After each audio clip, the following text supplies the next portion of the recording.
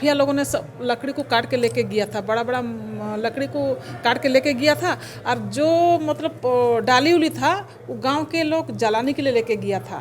तो क्या हुआ, उन लोगों को ही जेल में डाल दिया गया। गांव के लोग मतलब आना नहीं चाह रहा था, कोई आना नहीं चाह रहा था। लेडी लोग भी नहीं बोल रही थी हम लोग नहीं करेंगे दीदी, क्योंकि तो सरकार का संपत्ति है, हम लोग का संपत्ति तो नहीं है।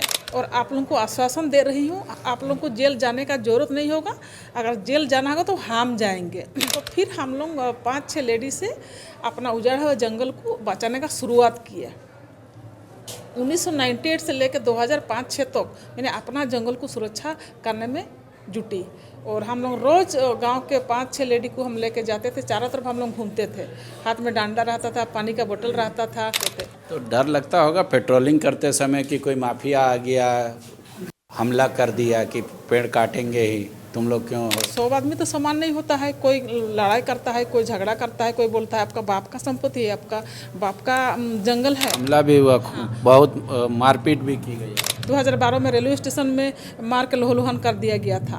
जो जमुना टुडू अगर घर से निकलेगी तो ये तो सब गांव के महिलाओं को जागृत करेगी, एको पेड़ काटने नहीं देंगे, अवैध खनन होने नहीं देंगे। क्योंकि देखिए हम लोग मनुष्य, आपको कहीं मारेगा तो हम बोलेंगे उसको क्यों मारे हैं, लेकिन आप देखिएगा कहीं भी अगर रास्ता में कोई पेड़ काट रहा, कोई आवाज़ देने वाला नहीं है, कोई आवाज़ नहीं देता है आप क्यों पेड़ को काट रहे हैं।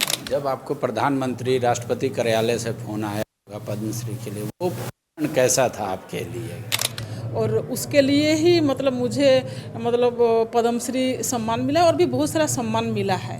लेडी टार्जन के नाम से ये मशहूर हैं, इसलिए इनको कहते हैं क्योंकि ये सुरक्षा, जो पेड़ जंगल में कटे नहीं उसका खासा ख्याल रखती हैं। इनके साथ एक महिलाओं का समूह होता है। पहले आपको कब लगा कि पेड़ को बचाना चाहिए कटने से? क्योंकि जंगल में तो यहाँ अधिकतर लोग जाते हैं कि जलावन का लकड़ी वगैरह ले लें। नमस्ते, मेरा नाम जमुना टुडू और मैं ओडिशा की लड़की हूँ, जहाँ आज का जो महामहिम राष्ट्रपति द्रौपदी मुर्मू है उन्हीं का धरती से मैं भी हूँ।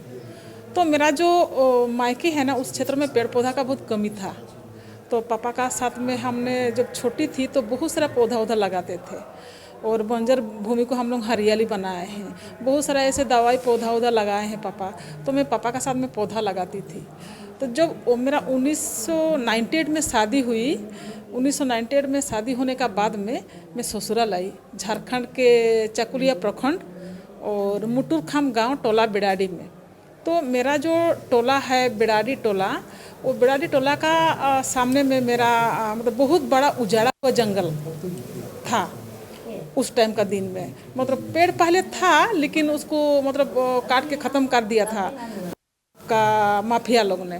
जब काट के ख़त्म कर दिया तो पूरा उजाड़ा हो गया। तो जब उजाड़ा हुआ तो जब मैं आने के बाद में मैं देखी जो भाई उजाड़ा हुआ जंगल, और फिर गांव के जो लेडी लोग हैं वो लोग भी पहले जंगल काटने के लिए जाती थी। गांव में उस दिन का दिन में तो पेड़ पौधा मतलब लकड़ी से खाना उना बनता था, तो इसीलिए लकड़ी ही मतलब काट के वो लोग लेके आते थे। तो जब मैं नया मतलब ससुराल गई तो मुझे भी लेके गए वो लोग लकड़ी काटने के लिए। तो मैं भी जंगल गई थी लकड़ी काटने के लिए, और कुछ दिन मैं भी जंगल से लकड़ी लेके आती थी। तो मुझे लगता था देखिए हम लोग इतना बड़ा जंगल और उजाड़ा हुआ जंगल, और मैं तो पापा का साथ में कितना पौधा वौधा लगाती थी, और आज यहाँ पर मैं पेड़ काट रही हूँ। लेकिन मन में दुख लगता था, नहीं काटना चाहिए। मेरा मन में मैं बोलती थी जो नहीं काटना चाहिए। तो नया ससुराल में हम अगर बोलेंगे भाई नहीं काटेंगे, नहीं लेके जाएंगे, तो फिर कुछ वो लोग बोलेंगे हमको। तो इसीलिए कुछ दिन हमने बोले नहीं। तो फिर कुछ दिन का बाद में मेरा मन नहीं माना, तो मैंने गांव के लेडी लोग को बोली देखिए हम लोग को ना पेड़ नहीं काटना चाहिए, जो भी बचा हुआ इसको हम लोग को रखना बहुत ज़रूरी है। तो सब तो गुस्सा हो गई होंगी कि खाना कैसे बनाएंगे, पेड़ नहीं काटेंगे तो? खाना मतलब वो गुस्सा तो होंगे ही, क्यों नहीं गुस्सा करेंगे, क्योंकि पेड़ मतलब लकड़ी से ही खाना बनता है। उसका बाद वो वाला जो जंगल था वो बहुत बड़ा बड़ा पेड़ था पहले, है ना। तो जो बड़ा बड़ा पेड़ था उस टाइम का दिन में मेरा ससुर का टाइम में तो माफिया लोगों ने सब लकड़ी को काट के लेके गया था, बड़ा बड़ा लकड़ी को काट के लेके गया था। और जो मतलब डाली उली था वो गांव के लोग जलाने के लिए लेके गया था। तो क्या हुआ, वो लोगों को ही जेल में डाल दिया गया था। अब जो माफिया लोग वो लोग लेके फरार हो गया था। तो इसीलिए गांव के लोगों का मतलब बोलने का है जो भाई हम लोग तो बेमतलब में जेल गए थे, और इस जंगल को अगर हम लोग रखेंगे तो फिर भी तो हम लोग को जेल जाना पड़ेगा। जंगल को रखेंगे फिर हम ही लोगों को ही बोलेगा आप लोग काट के लेके जा रहे हैं। तो इसीलिए गांव के लोग मतलब आना नहीं चाह रहा था, कोई आना नहीं चाह रहा था। लेडी लोग भी नहीं बोल रही थी हम लोग नहीं करेंगे दीदी, क्योंकि तो सरकार का संपत्ति, हम लोग का संपत्ति तो नहीं है। तो मैंने उनको आश्वासन दिया, देखिए आज मैं इस गांव में आई हूँ तो हम लोग इस जंगल को रखेंगे, और आप लोगों को आश्वासन दे रही हूँ आप लोगों को जेल जाने का ज़रूरत नहीं होगा। अगर जेल जाना होगा तो हम जाएंगे आप लोगों को जाने का कोई ज़रूरत नहीं होगा, हम जेल जाएंगे। तो फिर हम लोग 5-6 लेडी से अपना उजाड़ा हुआ जंगल को बचाने का शुरुआत किया। 1998 से लेकर 2005-06 तक मैंने अपना जंगल को सुरक्षा करने में जुटी, और हम लोग रोज़ गांव के 5-6 लेडी को हम लेके जाते थे, चारों तरफ हम लोग घूमते थे। हाथ में डंडा रहता था, पानी का बोतल रहता था, और साथ में कुत्ता लोग भी साथ में रहते थे। छोटी छोटी बच्ची उस टाइम का दिन में थी, तो वो लोग भी हम लोग का साथ में चलती थी, हम लोग चारों तरफ घूमते थे। तो डर लगता होगा पेट्रोलिंग करते समय कि कोई माफिया आ गया, हमला कर दिया कि पेड़ काटेंगे ही, तुम लोग क्यों हो? नहीं, वो लोग को पहले समझाते, हम लोग बोलते थे देखिए हम लोग रख रहे हैं तो इसलिए आप लोग भी रख, हम लोग को साथ दीजिए, क्योंकि जो पेड़ बड़ा हो जाएगा तो हम लोग को बहुत सुविधा मिलेगी। जैसे पेड़ से डाली उली मिलेगा, पत्ता उत्ता मिलेगा, हम लोग उसी से हम लोग खाना बनाएंगे, और हम लोग जैसे खाना बनाएंगे आप लोग भी वैसे खाना बना लीजिएगा। तो देखिए 100 आदमी तो समान नहीं होता है, कोई लड़ाई करता है, कोई झगड़ा करता है, कोई बोलता है आपका बाप का संपत्ति है, आपका बाप का जंगल है, तो कोई बोलता है ठीक है हम लोग साथ देंगे। तो इसी तरह मैंने 1998 से लेकर के 2005-06 तक अपना जंगल को सुरक्षा करने के लिए मैंने जुटी थी, और उस दिन का दिन में 5 लेडी से शुरू किया, धीरे धीरे पूरा गांव के लोग मुझे साथ दिया। जब आपको प्रधानमंत्री राष्ट्रपति कार्यालय से फ़ोन आया पद्मश्री के लिए, वो कैसा था आपके लिए? देखिए भैया, हमने ये जो 1998 से लेकर के आज तक को जंगल बचाने के लिए मेरा साथ में बहुत सारा कठिनाई का सामना किए हैं। जैसे मुझे मेरा घर में डकैती करा दिया गया है माफिया लोगों ने, उसके बाद रेलवे जो स्टेशन में वहाँ पर मार के लोहलुहान कर दिया गया था आपको। हाँ अच्छा। मतलब जैसे मैंने मेरा जंगल तो मैंने बचाने का काम किया, गांव के लोगों को जागृत किया, लेकिन जब मैं गांव से बाहर निकली, मेरा जंगल रखने से तो कुछ फ़ायदा नहीं होगा ना, और भी तो जंगल है उसको भी तो हमको रखना है। तो फिर मैं गांव से बाहर निकली, गांव से बाहर निकल दूसरा गांव गया, तीसरा गांव गया, दूसरा गांव में जाके गांव का प्रधान का साथ में मैं बात करती थी, और उनको बोलती थी आपका मेरा जंगल जैसे मैंने बचा रही हूँ वैसे आपका जंगल भी बचाने का काम कीजिए, आपका गाँव में बैठक कीजिए, हम आएंगे।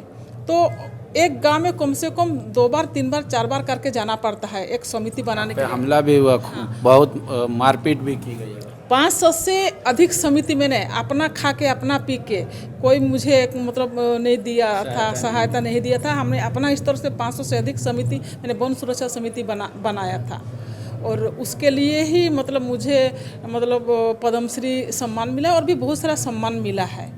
लेकिन मैंने पीछे नहीं हटे, इतना होने का बावजूद घर में डकैती करा दिया गया था 2009 में।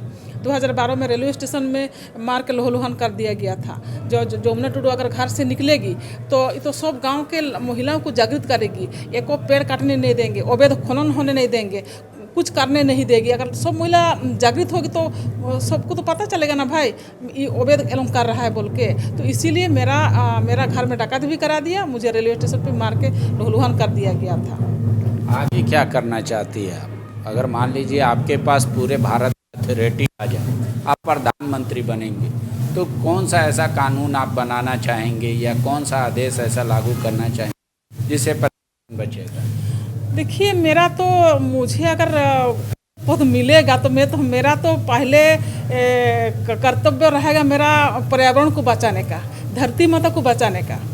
क्योंकि देखिए हम लोग मनुष्य, आपको कहीं मारेगा तो हम बोलेंगे उसको क्यों मारे हैं, लेकिन आप देखिएगा कहीं भी अगर रास्ता में कोई पेड़ काट रहा, कोई आवाज़ देने वाला नहीं है, कोई आवाज़ नहीं देता है आप क्यों पेड़ को काट रहे हैं। ये जो इतना हाथी लोगों को इतना इधर से उधर भगा रहा है, कोई नहीं बोल रहा जो आप लोग क्यों भगा रहे हैं। किसी ने उसको तीर चला रहा है, किसी ने पत्थर फेंक रहा है।